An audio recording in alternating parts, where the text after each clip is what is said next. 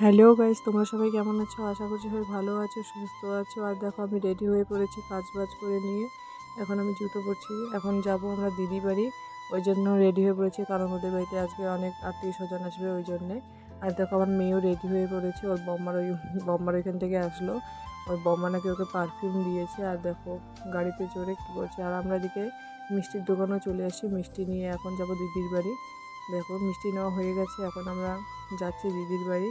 আর আমার মেয়েকে দেখো কীভাবে তাকিয়ে আছে, দেখো কত সুন্দর লাগছে না জায়গাটা। আমাকে তো খুব ভালো লাগে এই জায়গাটা।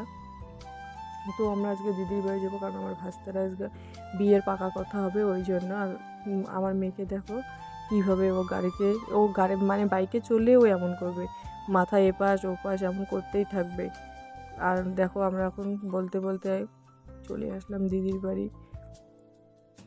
গ্রামের রাস্তাটা দেখো কত সুন্দর লাগছে। আমাকে তো খুব ভালো লাগে এদের বাড়িটা, মানে এত সুন্দর লাগে দেখতে, কি আর বলবো তোমাদেরকে। আর দেখো বলতে বলতে দিদির বাড়ি চলে আসলাম। আর পরে আর ভিডিও করতে পারিনি, কারণ অনেক আত্মীয় স্বজন আসছে, ওদের মানে কথা বলতে বলতে আর ভিডিও করতে পারিনি। এখন ওরা সবাই চলে গেছে, আর আমরা মা মেয়ে মিলে তেলগানি মারছি। আমার মেয়ে এখন আর্ট করছে, দেখো এসব কী সব আর্ট করছে। আর বলছে মা আমি দেখো আমি আর্ট করতে পেরেছি, এইসব বলে। মেয়ে আমার এখনও ভালোভাবে পেন ধরতে পারে না, ও এখন আর্ট করছে। তো এখন আমরা যাব বাড়ি, একটু পরেই আমরা বাড়ি যাব। এখন আমরা দিদির বাড়িতেই আছি, পরে আর ভিডিও করতে পারিনি, তার জন্য সরি। এখন দেখো আমার মেয়ে এসব আর্ট করেছে।